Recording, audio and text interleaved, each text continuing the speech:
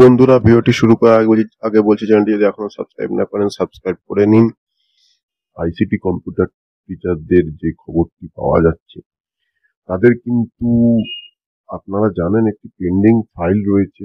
ঠিক আছে, pending file বলতে এটাও আপনারা জানেন বিভিন্ন যারা বিশেষ করে ফিফথ অ্যান্ড সিক্স পেজ, বিশেষ করে সর্বোপরি যারা এখনো সরকারের অধীনে আসেনি, গভর্নমেন্ট কন্ট্রাকচুয়াল হয়নি, যারা কোম্পানি অধীনে রয়েছে, তাদের ক্ষেত্রে কিন্তু পেন্ডিং ফাইলে একটা মুভমেন্টের মানে খবর দেখা দিচ্ছে। এবং এবং যেটা হচ্ছে আমি পূর্বেই বলেছি, একটা পেন্ডিং ফাইল মানে সেখানে আপনাদের সকল ডেটাবেস রয়েছে, যেটা মানে যখন সরকারিকরণ হওয়ার আগে একটা পোর্টালাইজেশনের সময় কিন্তু ওই পেন্ডিং ফাইলটাই কিন্তু স্যাংশন হয় এই জিনিসটা, তারপর অর্ডার বেরোয়। আপনারা যেটা দেখেছেন 2020 সালে আইসিটি যেটা first to fourth page, so এই সময় কিন্তু যেটা প্রথম থেকে চতুর্থ পেজ কিন্তু এই সময় পোর্টালাইজেশন হয়েছিল, এই সেই সময় ভোটের আগেই হয়েছিল। এবং যদি বেতন বৃদ্ধি হয় প্রথম থেকে চতুর্থ পেজ, সেটাও কিন্তু লোকসভার ভোটের আগেই হয়েছিল। তো এই সময় কিন্তু যে পেন্ডিং ফাইলটি কিন্তু একটা মুভমেন্টের কিন্তু সম্ভাবনা দেখা দিচ্ছে, খবর কিন্তু পাওয়া যাচ্ছে। আরো যদি কিছু খবর পাই অবশ্যই আপনাদের প্রদান করে দেব। এবং যেই জিনিসটা হচ্ছে, কম্পিউটার শিক্ষার উপর কিন্তু গুরুত্ব আরোপ করা হচ্ছে। এবার আপনারা বলবেন এখন কেন হচ্ছে না? খবর তো পাওয়া যাচ্ছে কিন্তু খবরটা বাস্তবায়িত কেন হচ্ছে না? সেটা হচ্ছে, আপনারা জানেন আহ, খুব শীঘ্রই কিন্তু এসএসসি হতে চলেছে, ফলে কিন্তু সকল কিন্তু আলোকপাত মানে সকল নজর কিন্তু সেখানেই রয়েছে। ঠিক আছে, সকল গুরুত্ব এখন কিন্তু সেখানেই আরোপ করা হচ্ছে। এবার এসএসসি এক্সামটা যখন হয়ে যাবে, তারপর দেখবেন মানে খবরটি কিন্তু আরো বাস্তবায়িত মানে সত্যের দিকে খবরটা কিন্তু আস্তে আস্তে এগোবে। ঠিক আছে, খবরটা কিন্তু আরো এগোবে। এবার দেখুন, ধৈর্য একটু রাখতে হবে।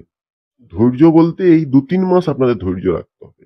ঠিক আছে, কারণ আপনারা দেখছেন খবর আসছে, দেখেছেন স্পেশাল এডুকেটর একটা নিয়োগের খবর এসেছে, বিভিন্ন দপ্তরের নিয়োগের খবর এসেছে। এইবার কিন্তু দেখবেন বিভিন্ন দপ্তরে যারা মানে রয়েছে কর্মী, সেখানে কিন্তু খবর আবার আসবে। বিশেষ করে যেটা সর্বোপরি ICT computer fifth and six পেজের কিন্তু খবর শীঘ্রই আসবে। এখন খবর বাস্তবায়িত কেন হচ্ছে না? কারণ মানে যেটুকু মনে করা যাচ্ছে বা যেটুকু বোঝা যাচ্ছে, সামনে যেহেতু এসএসসি এক্সাম রয়েছে, সকল মানে এখন এসএসসি এক্সাম যেহেতু রয়েছে, তাই খবরটা কিন্তু এখন বাস্তবায়িত দিকে এগোচ্ছে না। আপনারা দেখবেন এসএসসি এক্সামটার পরে আপনারা দেখবেন খবরটা কিন্তু বাস্তবায়িত দিকে অনেকটাই এগোবে।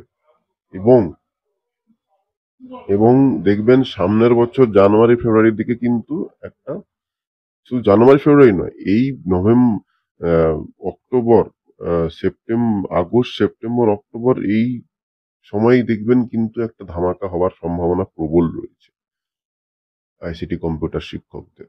তাই বলছি, চ্যানেলের মধ্যে থাকুন। অনেকে অনেক কথা বলবে, আপনি আপনার আহ, এটা আপনি আপনার ফোকাসটা ঠিক রাখুন এবং আপনারাও বিভিন্ন খবর নেওয়ার চেষ্টা করুন এবং একজোট থাকুন, ইউনিয়নের সঙ্গে থাকুন। দেখবেন খবর কিন্তু ঠিক পাওয়া যাবে। এখন আসছে না কারণ এখন দেখতে পাচ্ছেন, এখন সকল আলোকপাত কিন্তু এসএসসির উপর। এসএসসির একটা বড় এক্সাম রয়েছে। ঠিক আছে, তারপর দেখবেন সকল খবর কিন্তু বাস্তবায়িতর দিকে এগোবে, কারণ সম্ভাবনা প্রবল রয়েছে। তাই ভিডিওকে আমি দীর্ঘায়িত করছি না। আব- যা মানে যেই কাজগুলো হয় কিন্তু এই টাইমেই হয়।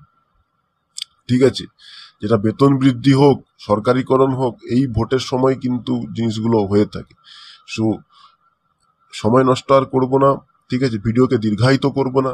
আমি আপনাদের পূর্বেও বলেছি, এখনো বলেছি, পূর্বে যে ভোট ছিল 2021 সালে, সেই সময়ে কিন্তু প্রথম থেকে চতুর্থ ফেজের সেই টাইমেই কিন্তু সরকারিকরণ হয়েছিল।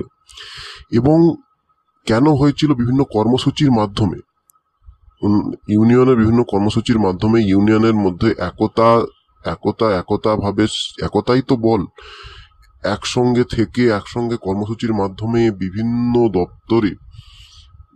দপ্তরে গিয়ে ফাইলের খোঁজ নিয়ে এবং সেখানে বিভিন্ন কর্মসূচির মাধ্যমে কিন্তু প্রথম থেকে চতুর্থ ফেজের সরকারিকরণ হয়েছিল। একদিনেই কিন্তু সরকারিকরণ হয়ে যায়নি, ঠিক আছে।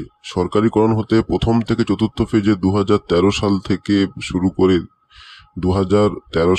শুরু করে 2021 সালে কিন্তু সরকারিকরণ হয়েছিল। প্রায় 8 থেকে 9 বছর সময় লেগেছিল, ঠিক আছে। এবং আমি এইটুকুই বলবো,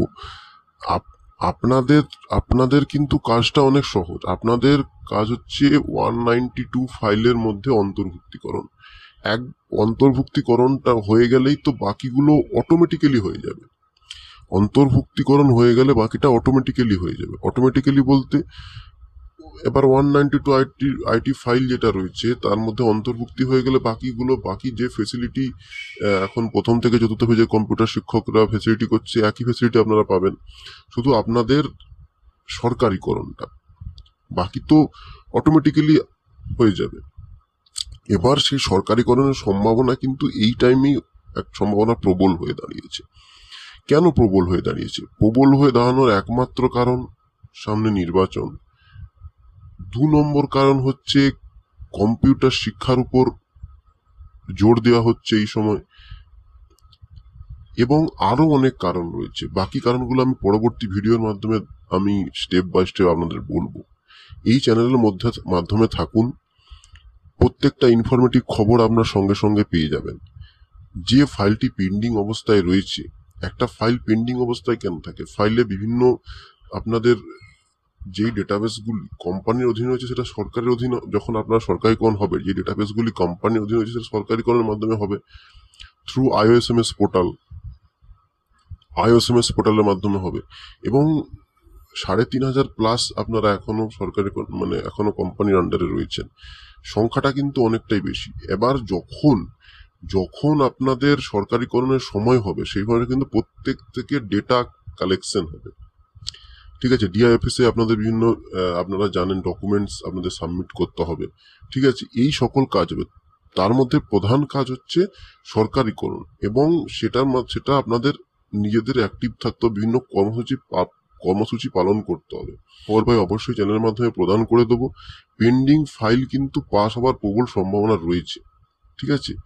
এইটুকুই বলবো, ভিডিও আমি দীর্ঘায়িত করব না। সমকাজে সমবেতন যে নীতি, সেই নীতি তাদের ক্ষেত্রেও প্রযোজ্য করুক।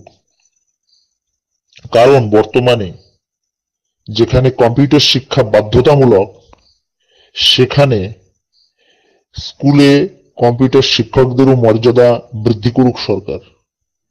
তাদের বেতন বৃদ্ধি করতে হবে। একজন আইসিটি কম্পিউটার শিক্ষকের জন্য যে বেতন বরাদ্দ, সেই বরাদ্দ বেতন তারা পান না, অনেকটাই কম পান। এবং তাদের যে একজন পূর্ণ সময়ের শিক্ষকের সমতুল্য মর্যাদা দেওয়া হোক, অর্থাৎ সমকাজে সমবেতন নীতি তাদের ক্ষেত্রে লাগু করা হোক। তবে সরকার কতটা দাবি মেনে নেয় সে বিষয়ে আমরা নজর রাখব এবং আশা করব সরকার তাদের দাবি মেনে নেবে এবং কম্পিউটার শিক্ষকদের একটা শুরু হওয়া হবে। ধন্যবাদ।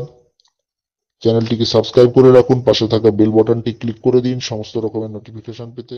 ভালো থাকবেন।